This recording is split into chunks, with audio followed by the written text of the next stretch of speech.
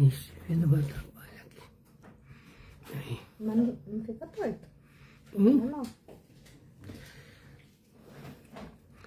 Vai ter que ficar assim. Tem jeito não.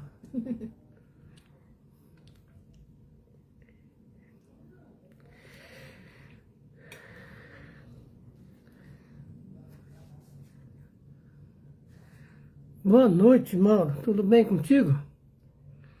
E o frio aí pelas terras cariocas? Como está? Como estamos nós de imagem e de sonoridade?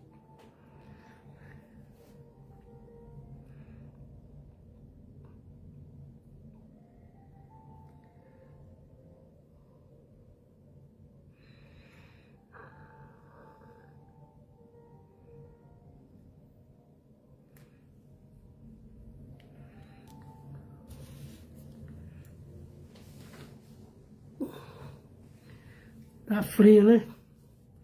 O frio aí é de 25 graus, né? Sim.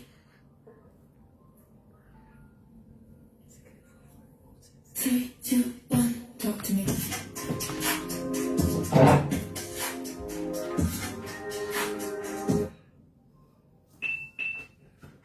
Você tinha desligado, né?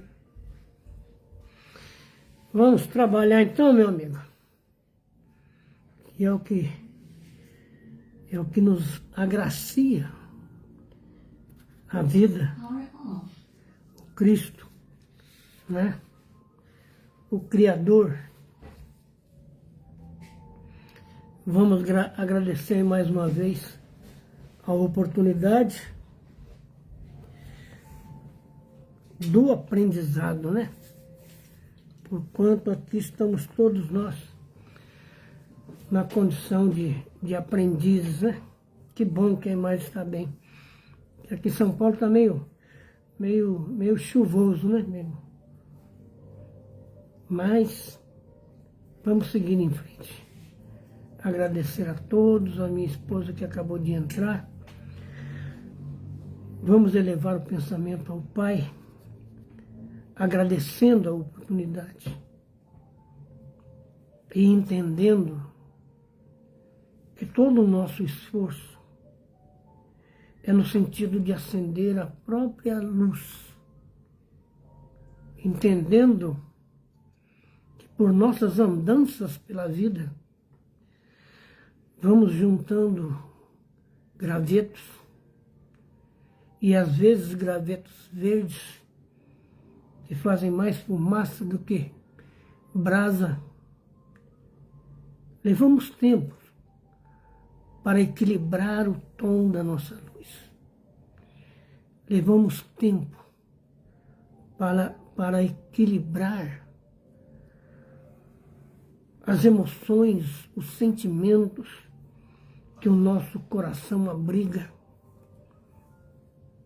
Levamos tempo para descartar os sentimentos ruins, os sentimentos que nos levam ao desequilíbrio, ao egoísmo, ao orgulho.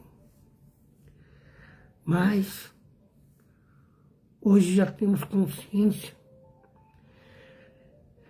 que atravessamos o próprio deserto na busca de nós mesmos. Peçamos ao Criador que nos dê força e coragem para seguirmos em frente, a despeito das dificuldades, a despeito dos obstáculos, seguimos em frente. Agradeçamos a Jesus, que acende-nos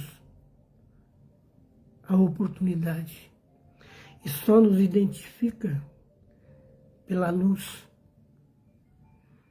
Agradeçamos aos espíritos amigos, aos tutores, aos protetores.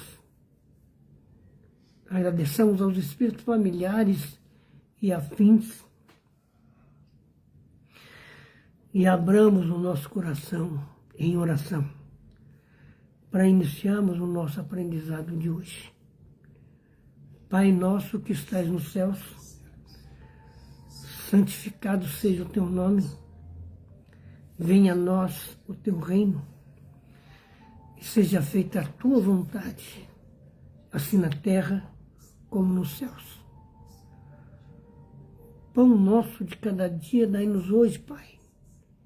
Perdoa-nos as nossas dívidas, em medidas iguais a que perdoamos as dívidas do nosso próximo. E não nos deixeis cair em tentação, mas livrai-nos de todo mal, porque teu é o reino, o poder e a glória por todo sempre. Assim, Jesus, agradecendo também a direção do Núcleo de Estudos Espíritas Caibar Chútil, nós damos por aberto o nosso aprendizado dessa noite. Que assim seja. Mara Cristina, boa noite. Tudo bem contigo? Hoje nós vamos falar de nós, né? E aqui, sem nenhuma, como é que se diz?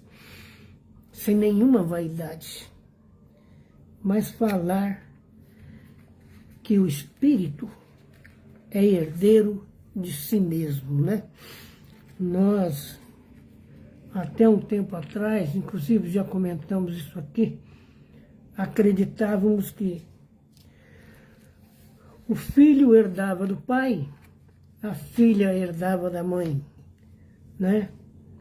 Esquecidos de que algumas religiões mais antigas condenavam os pais pelos filhos que nasciam com problemas orgânicos, com problemas de deficiência física, como se fora pecado ter um filho problemático, que, na verdade, é a maior oportunidade que temos para ajudar essa criatura. Jane Damasceno, que Deus te abençoe. Então, falemos de nós, né?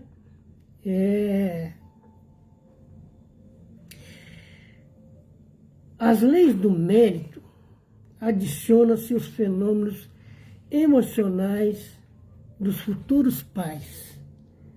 Esses resultarão em heranças que fazem pressupor semelhanças com o clã, estudadas pelas modernas leis da genética. Tal pai, qual filho. E afirma o refrão popular, demonstrando a força dos genes e dos cromossomos nos códigos da hereditariedade. Isso é o que nós acreditamos por muito tempo, né? Mas a doutrina espírita veio nos aclarar a mente, a visão, a compreensão sobre a questão da eternidade, sobre a questão da imortalidade que nos envolve a todos, né? E para que não tenhamos, como é que eu diria para os senhores e senhoras, para que não tenhamos vaidades, o meu filho é assim porque ele puxou para mim, ou puxou por mim. A verdade, porém, é bem outra, mas é bem outra.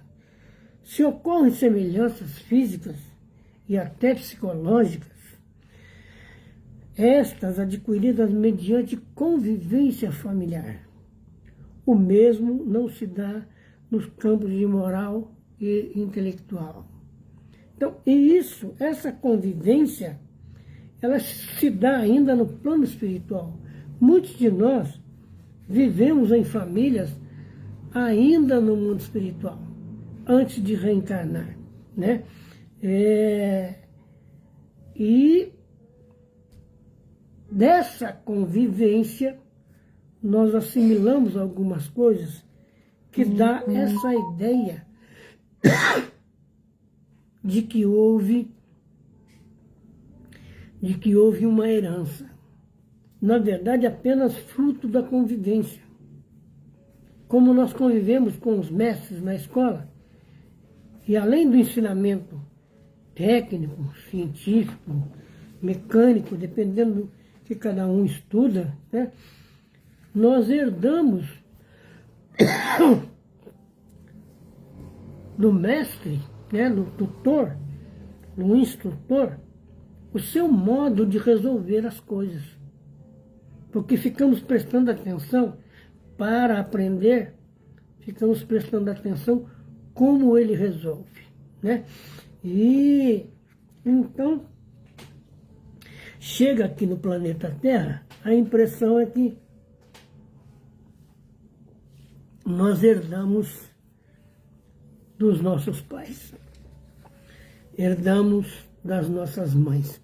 Calu Monteiro, boa noite.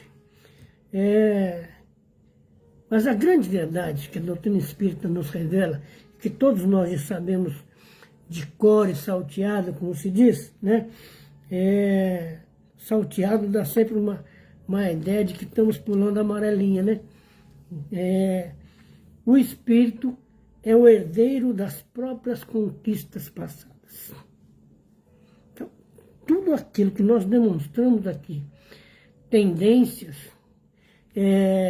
maior rapidez e maior amplitude no aprendizado, é fruto das conquistas passadas. Porque, imaginemos uma coisa, aqui no planeta Terra, né? Quando a gente nasce, em média, os nossos pais têm entre 18 e 20 anos. Salvo no meu caso, né? Sabe? Que a minha esposa tinha menos idade do que isso. Mas a média é essa. Quando nós alcançamos idade,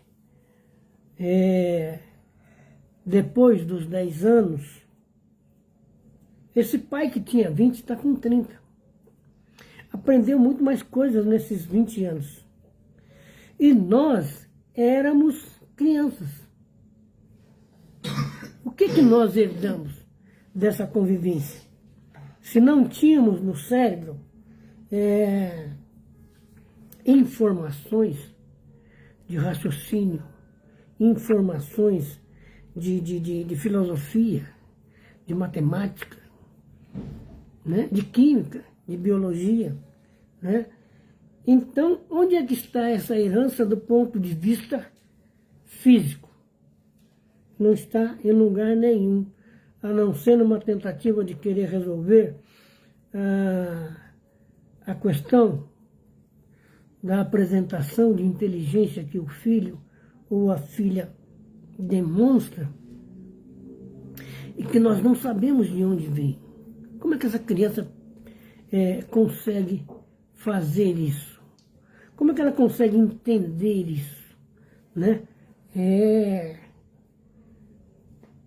É fruto de convivência espiritual.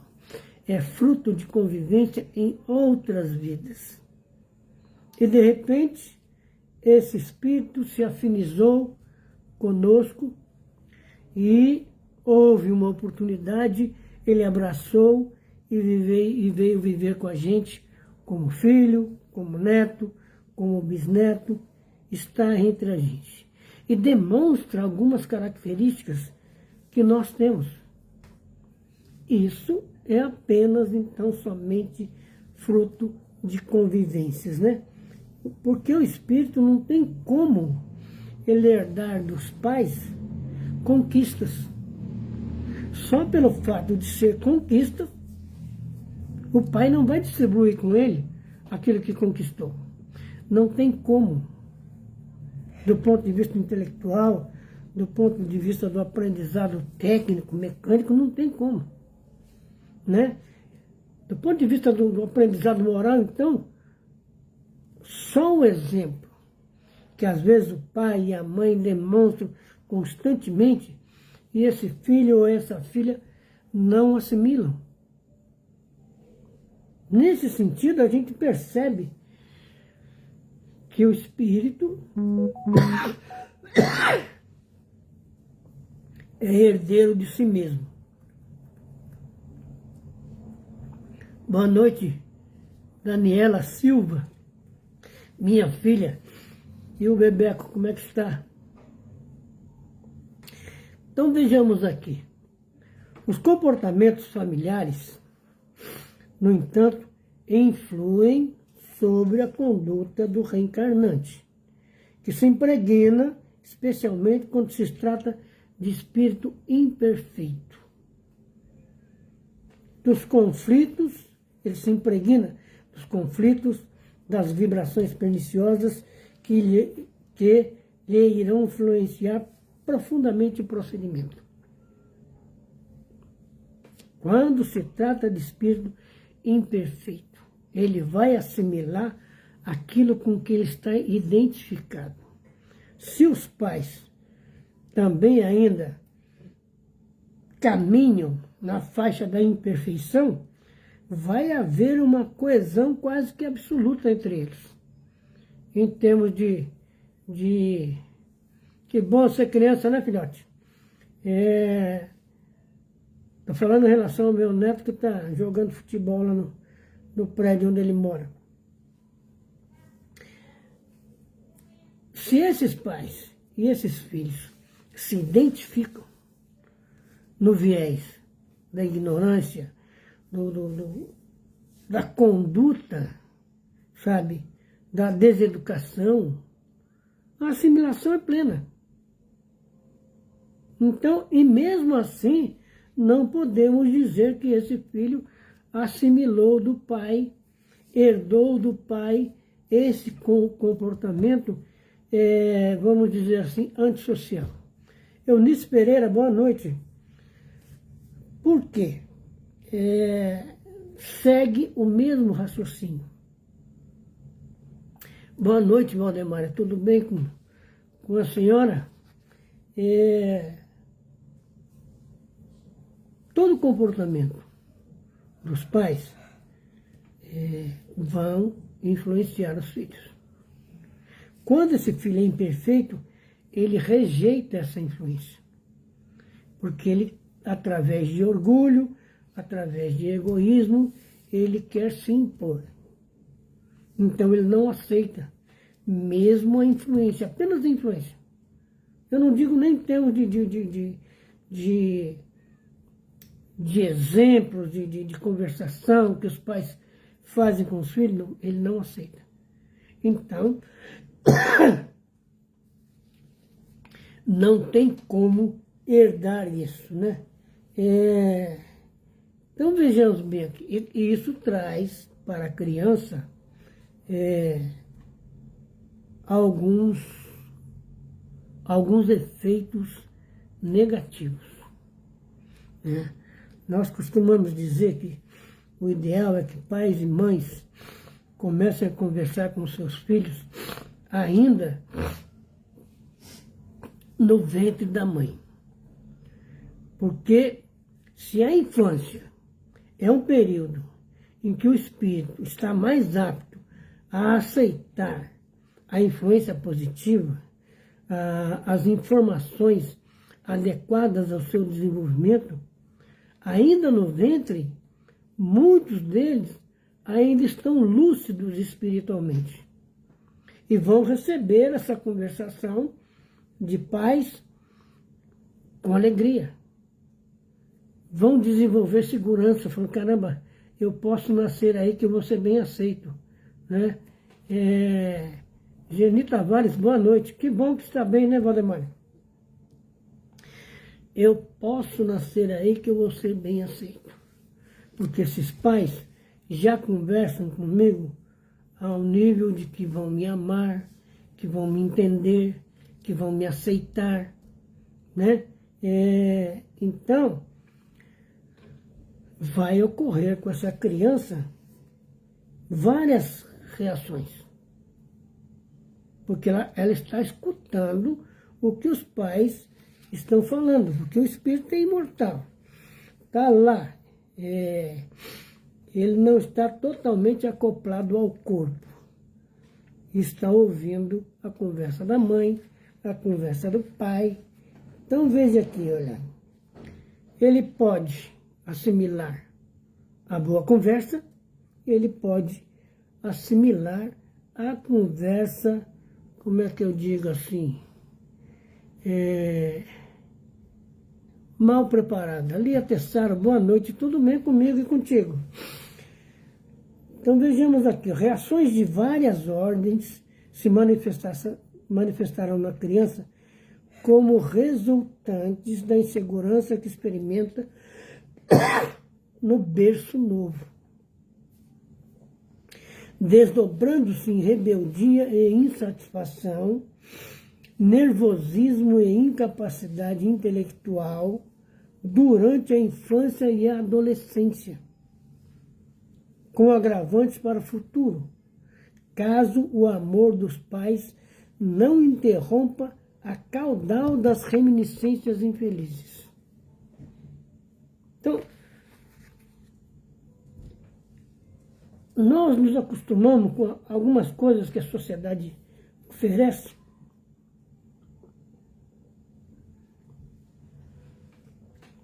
e achamos que ajuda. Só que ajuda é pouca. Você faz encontro de casais. Teria que fazer encontro de pais, encontro de mães e discutir todo o desenvolvimento da criança desde a fecundação até o nascimento. E continuar depois, na primeira infância, segunda infância, terceira infância até a adolescência, né? Para que os pais possam compreender o que é educar essa criança. Porque essa criança não é um ser, como é que eu digo assim, totalmente ignorante. É um espírito que está recomeçando a vida. E por ser espírito, traz a influência do seu próprio passado. Se essa influência é boa, é saudável, é iluminada, Nossa Senhora, é uma maravilha, pai e mãe vai adorar. Mas quando não é, só o amor é capaz de mudar. E nós recebemos, nós vemos famílias por essa vida fora com uma série de problemas no relacionamento com os filhos, porque ainda não aprenderam a aplicar o amor como é que eu digo assim, como antídoto, né, ao desamor, como antídoto às sombras e como força de transformação.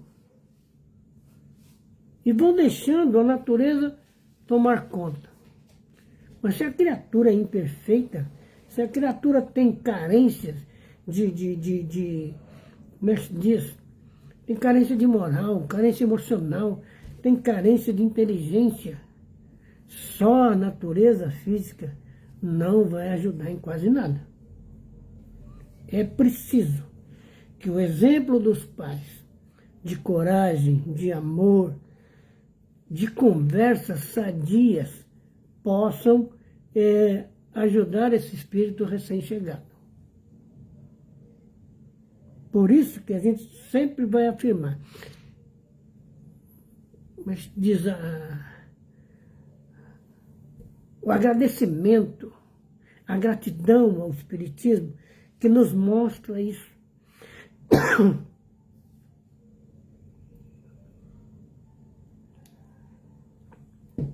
Que mostra a necessidade de aplicarmos na criança, no seu modo de ser, nos seus vieses emocionais, o ensinamento, os efeitos do amor, para que ele sinta segurança, para que ele sinta que ele está em mãos seguras.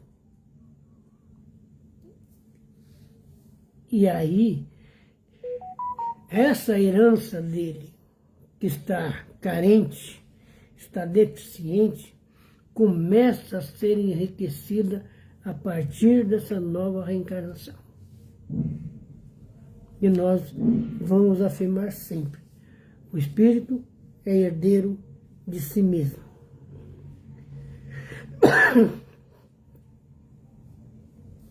E nós temos vários exemplos, né? Na história recente até da humanidade, né? De criaturas que superam um monte de coisa. Eu não vou lembrar o nome agora, mas esses dias eu li um neurocirurgião americano. Tinha dificuldades de entendimento no estudo, tinha dificuldade de assimilação, era considerado pelos professores como burro, inclusive. Mas a mãe passou a tomar uma atitude e fazer com que todos os filhos lessem um livro por semana. Então, ela dava um jeito de arrumar livro para todos eles. E depois trocava. Fulano leu o livro A, o outro leu o B, trocava. Esse, que no futuro se transformou num neurocirurgião, de repente ele começou a melhorar suas notas na escola. E no futuro se transformou num neurocirurgião a ponto de separar siameses que estavam, como é que se diz, grudados pelo cérebro. Então, observa o efeito do amor. A mãe era ignorante, ela não tinha muito o que oferecer, mas ela teve coragem de falar que o caminho de vocês é esse. Vocês não têm que aceitar o que falam a respeito de vocês. Vocês têm que mostrar melhoras a cada dia. Foi o que eles fizeram. E esse especialmente. Vocês me desculpem a tosse, mas é fruto da influenza. E no futuro foi o primeiro neurocirurgião, a ter essa capacidade de separar dois siameses presos pela cabeça, né? Então, o amor tudo pode. Mamãe dizia assim: tudo é força, só o amor é poder. Eu não sei onde ela arrumou isso, mas ela sempre dizia assim. Aliás, na máquina de costura dela estava escrito essa frase. Ela arrumou, não sei se de jornal, de revista, e colou ali. Tudo é força, só o amor é poder. Porque o amor transforma. O amor é capaz de fazer realmente milagres. Haja vista aquela criatura que vivia perseguindo o Divaldo, né? Quando o Divaldo adota a mãe dele recém-reencarnada, desarmou ele todinho. Falou: agora não vou parar de te perseguir, porque você está recebendo nas suas mãos a minha mãe. Então, observa, o Divaldo, depois de 31 anos de perseguição, com amor, ele muda o modo de pensar, de sentir, de agir naquele espírito que o perseguia. Entendemos? O amor é poder, Valdemar. Então vejamos aqui. O auxílio do psicólogo, a terapia cuidadosa, ajudam no mecanismo de reajustamento da criança, mas compete aos pais a tarefa maior, assistindo e amparando o filhinho temeroso, desconfiado, necessitado de segurança e tranquilidade. Quantas crianças se apegam à mãe, principalmente porque ainda a mãe, na maior parte do tempo fica em casa para cuidar dessa criança, por insegurança criança. ele só se sente bem, só se sente com coragem, só se sente com poder de decisão se ele estiver amparado na mãe. Sozinho, ele recua, ele se acanha. Então, a força do amor, o poder desse amor, vai ajudá-lo a criar coragem sobre si mesmo, né? E construir uma nova herança. Uma nova herança para si mesmo. Porque imagina,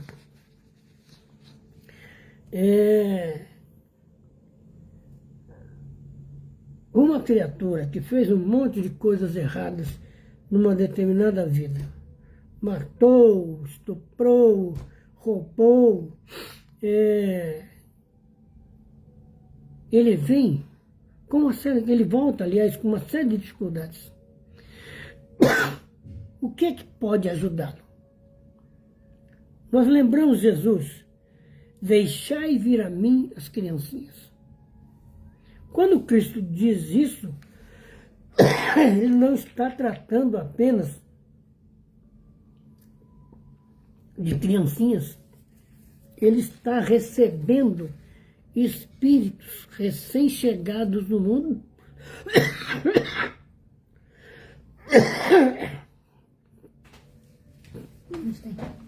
Aquela pastilha. Espíritos recém-chegados no mundo, necessitados de ajuda.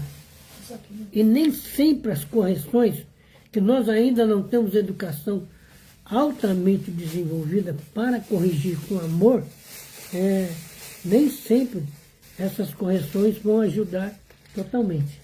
Mas o amor, nossa, o amor faz realmente milagres. Entendeu? Então,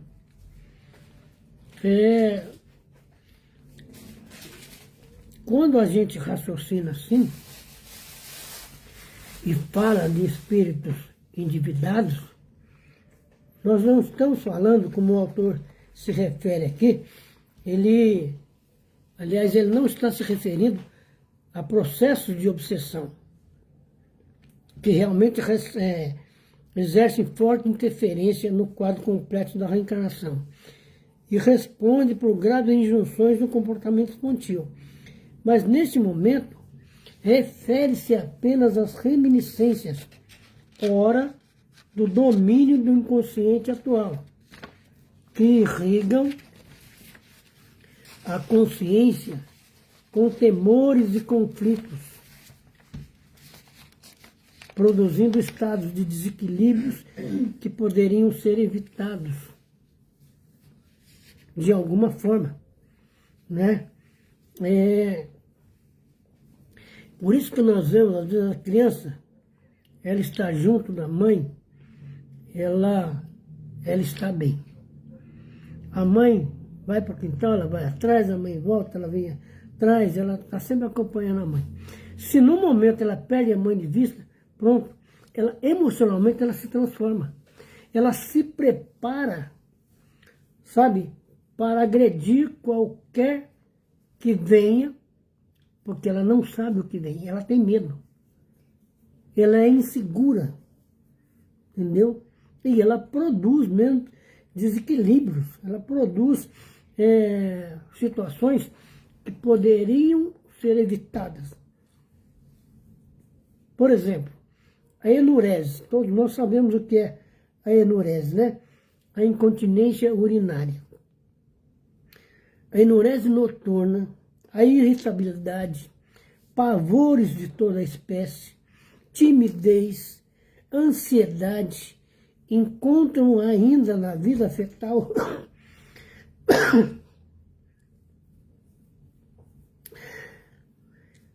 encontram nas ocorrências da vida fetal, em relação à mãe e aos demais familiares, muitas de suas causas. Veja bem que na vida fetal, a criança já passa a ter como é que se diz? Não consegue controlar o próprio sistema nervoso. O metabolismo, né, que é normal. Então, por isso, é preciso que a gente estude o Espiritismo e aplique. Bebeco, boa noite, tudo bem contigo? Aplique sobre nós mesmos. Coisa da reforma íntima, que muito se fala, e que Herculano Pires era contra, porque ele dizia que não tem nada estragado na gente, né? Então ele não entendia que era preciso reformar. É preciso adquirir sentimentos positivos com substância, sabe? Com qualidade, para reverter o quadro de insegurança. Se uma criança ainda na vida fetal tem esses desarranjos, porque pai e mãe, durante a gravidez, brigam, discutem, sabe, se separam, voltam, criam uma situação de horror para a criança. A criança está escutando tudo aquilo. Imagina no dia a dia, ela reencarna,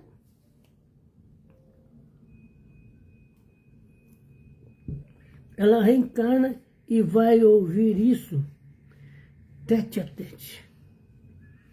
Pais que às vezes rejeitam os filhos, né? Pelo simples fato, às vezes, de querer um filho e vir uma filha. Ou querer uma filha e vir um filho. Agora, recentemente, nós vimos na internet um rapaz que discutiu, recém-casado, discutiu com a mulher dele, que ela não tinha capacidade para ter um filho homem. Como é que pode? Não é a mulher que determina o sexo da criança. Nem o sexo feminino, nem o sexo masculino. Mas ainda existem mitos e folclores que ainda são passados de gerações a gerações, e que uma criatura ainda, agora no nosso século XXI, é capaz de manifestar isso. Eu queria um filho homem e você não foi capaz de me trazer. Como? Como é que a mulher vai definir isso? Decidir isso? Não tem como.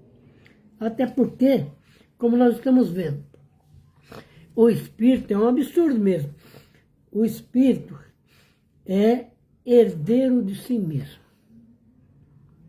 Se ele tiver que vir em 10 encarnações como homem para, como é que se diz, reajustar, minimizar, resolver uma série de problemas que ele criou, ele vai vir como homem.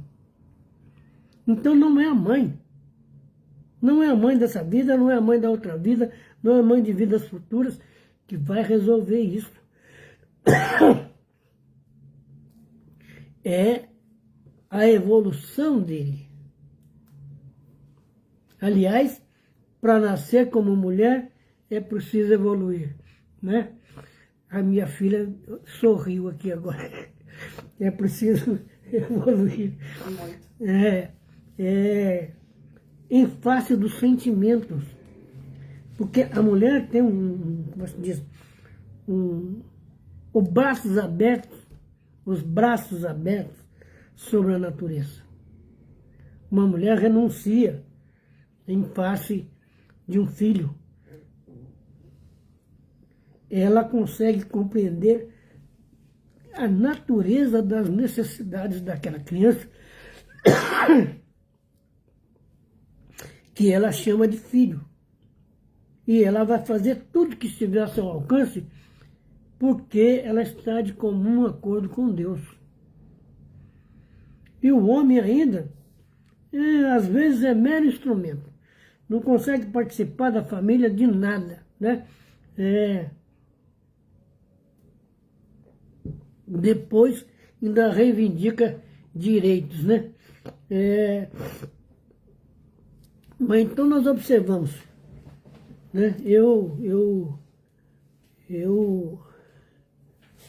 A gente vê as coisas. Eu tive um irmão nessa vida, o casamento do meu pai com a minha mãe, Jaqueline Rodrigues Silva, boa noite.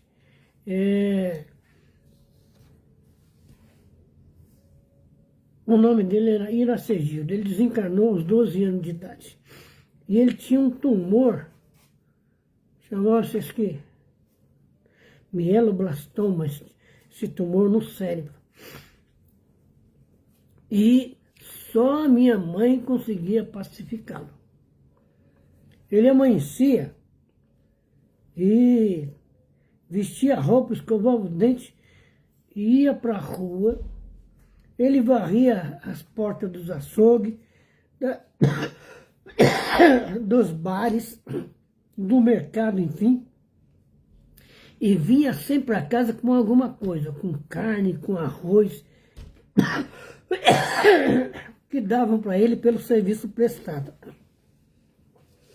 Mas o dia que ele estava nesse disco, sob forte influência desse tumor, ele ficava extremamente irritado. E às vezes até agredia a gente. Mas não era uma agressão, como é que eu digo para os senhores, de ódio. Não. Ele agredia porque ele não entendia por que ele tinha aquela dor. Né? E depois ele desencarnou aos 12 anos. Mamãe sofreu uma coisa que presta, porque quando ele estava assim, ela chamava ele, e ele vinha ressabiado, ela punha ele deitado, com a cabeça no colo dela, e punha a mão, e conversava, e era um passe. Ele dormia. Quando acordava bem. Né? Passado algum tempo, 1983, papai escreveu uma psicografia para mim e dizia para mim assim: o nosso menino está comigo. Eu não lembrava que nosso menino. E eu fui perguntar para ela. Ela chorou um tanto, porque ela sabia que o nosso menino era ele, que já estava bem, curado daquela situação, mas ela tratou ele sempre com essa deferência. Às vezes ela até falava: fiquem vocês para lá, vai brincar no quintal, vai brincar de bola, eu preciso cuidar do seu irmão. E cuidava. E nós entendíamos. E o dia que ele amanhecia bem, nossa, ele voltava para casa, às vezes com 1, 2 quilos de carne, com arroz, com não sei o quê, com pão, né, que era o pagamento que ele recebia, e ajudava a gente. Então, observa que o amor, ele é, como se diz, ele é o antídoto, ele é a força, ele é a segurança, e ele mostra que o espírito é herdeiro de si mesmo. Enquanto nós, fisicamente, não apresentávamos nenhum tipo de deficiência, ele tinha esse problema. Quando dava dor de cabeça nele, meu Deus, às vezes a gente até chorava, a gente enquanto criança, e não tinha o que fazer, né? Mas mamãe sabia controlar isso. É aí que o papel de mãe, de pai, né, é fundamental nessa conscientização. Quem são meus filhos? O Emílio Corrêa de Miranda escreveu um livro que a gente já conversou aqui, Meus Filhos São Espírito, né? Mostrando que nós herdamos de nós mesmos. Passamos uma vida aprendendo, e não é só uma questão de aprendizado, é uma questão de vivência. A gente precisa pegar o aprendizado e vivê-lo, e aplicá-lo na nossa relação com as pessoas, com os nossos filhos, ainda que imperfeitamente. Porque nós vamos levar algum tempo até sermos pais mais perfeitos, pais mais amantes. Quando a gente compreender, olha, meu filho, minhas filhas, e até meus netos, meus bisnetos, são espíritos que herdaram de si mesmo. Então, você está vendo, Vinícius? Você é herdeiro de si mesmo, sabe? Vinícius, meu neto. Então, você vai depender de pai, de mãe, para a questão de sobrevivência. A questão do desenvolvimento é sua. É a consciência de si. É por isso que o filósofo disse lá atrás: conheça-te a ti mesmo. Porque aí você se responsabiliza por si mesmo. Não disse só porque ele era filósofo, o nosso querido Sócrates, né? Conheça-te a ti mesmo. Porque é preciso ter coragem. Sócrates quando foi preso, por causa que ele falava com daimon, e que a igreja infelizmente traduziu para demônio, e prenderam ele para ele mudar de opinião, né? Porque ele estava ensinando a juventude, né? E ele disse que não, então ficou preso lá, você vai beber veneno. Ah, tudo bem. A mulher dele foi lá e falou para ele: Sócrates, estão falando que é injustiça essa sua prisão. Ele virou para a mulher dele e falou: e você queria que fosse justa? É uma questão de consciência espiritual. Não temos que ter medo da morte, né? Não temos que ter medo da morte, porque nós sabemos, hoje já somos responsáveis. Nós sabemos que vamos desencarnar. Nós temos que trabalhar, que nos educarmos, que nos libertarmos de alguns condicionamentos para desencarnar. Morrer, a grande maioria morre. Agora, desencarnar é sair do corpo com lucidez, sabe? E reconhecer na outra dimensão, reconhecer a si mesmo, reconhecer aqueles que vieram te receber, sabe? Tomara a Deus que venha muitas pessoas receberem vocês, sabe? Não é uma questão de aplauso, não é uma questão de como é que de vaidade, é uma questão de reconhecimento, sabe? Ali a Tessário, a Valdemária, a Daniela, minha filha, a Vanessa, Silvana Cristina, fizeram a parte deles. Enfrentaram-se a si mesmos e resolveram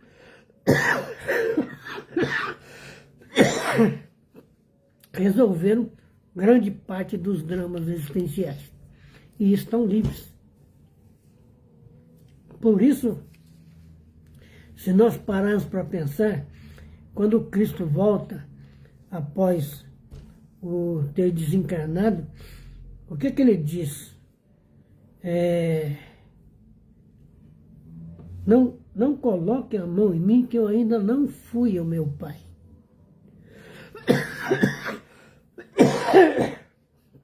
Por que ele diz isso? Porque ainda o seu perispírito está impregnado desses últimos 33 anos de vida, das coisas humanas. Por mais que ele tenha, como é que se diz? Ai.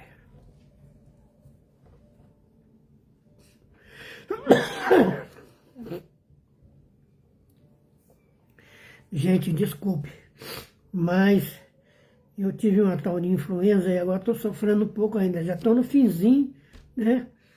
Mas tá. Helder, meu sobrinho, como é que tá a sua Bahia querida aí? Que Deus te abençoe. Vou dar boa noite para todos aqui.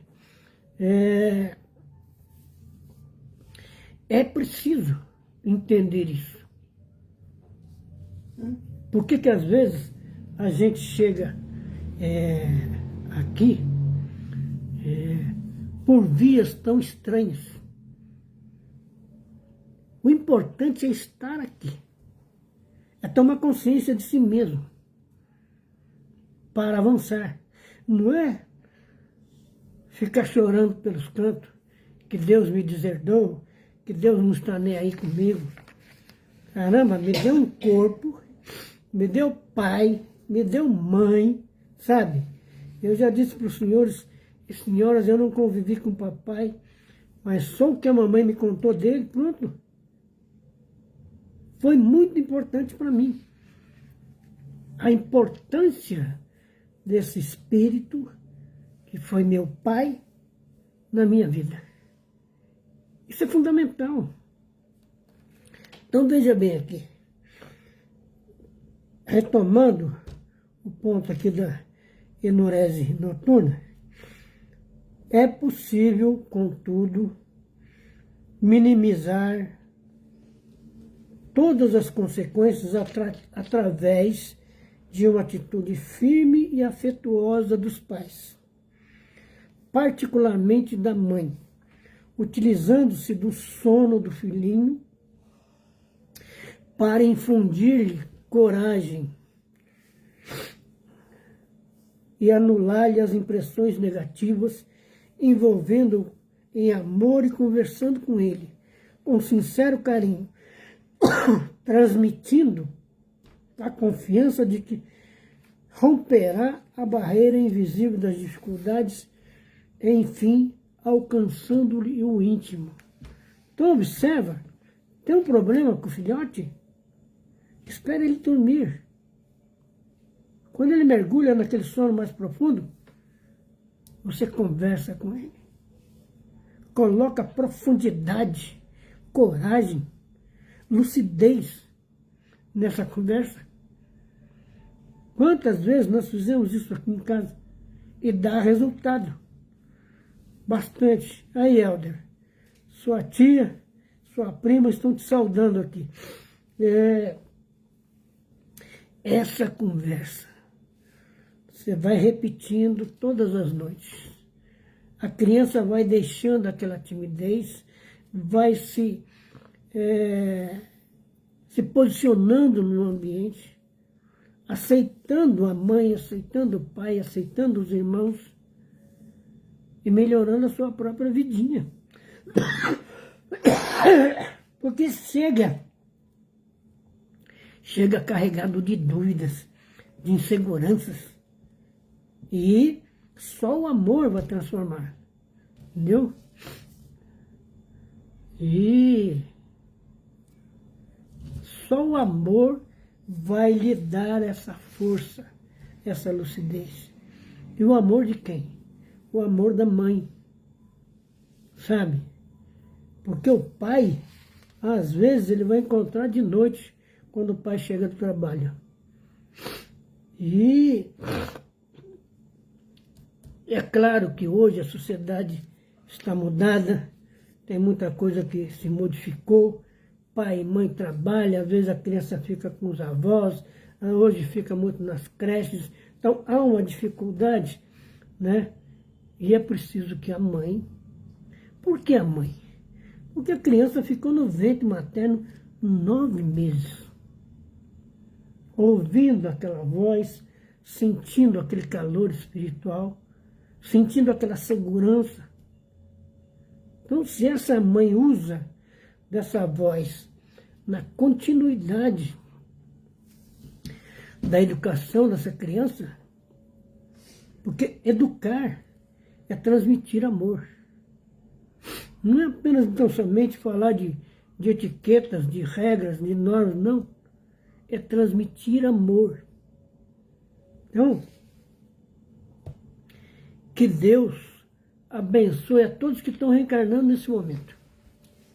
E nós sabemos que são aos borbotões, nesse Brasilzão, nesse mundão todo aí, que todos possam chegar aqui, principalmente que vivemos já, vamos dizer assim, altos picos de transição, né? Transição não é uma transição planetária, transição de costumes espirituais. Entende? Que Deus nos abençoe a todos, que Deus ilumine cada uma de vocês, cada um de vocês, no tempo, no espaço, que tenham um bom final de semana, força para encarar essa friaca que está envolvendo a gente. Tomara a Deus que o inverno não seja todo assim, né? E que todos possam ter saúde e bem-estar espiritual para seguir em frente. Então vamos encerrando, agradecendo especialmente meu sobrinho Helder, que está lá na Bahia, ouvindo a gente, né? E que também as nossas preces, as nossas vibrações o envolvam, traduzindo consciência e lucidez a todos nós. Pai nosso que estás nos céus, santificado seja o vosso nome, venha a nós o vosso reino, e seja feita a vossa vontade, assim na terra como nos céus. O pão nosso de cada dia dai-nos hoje, perdoa-nos, Pai, as nossas dívidas, em medidas iguais a que perdoarmos as dívidas do próximo. E não nos deixeis cair em tentação, mas livrai-nos de todo mal, porque teu é o reino, o poder e a glória por todos sempre. Que assim seja. Assim, que todos tenham uma boa noite. Que Deus te abençoe, Helder. Que os vossos protetores espirituais estejam atentos à vida de vocês. Nós vamos encerrando por aqui.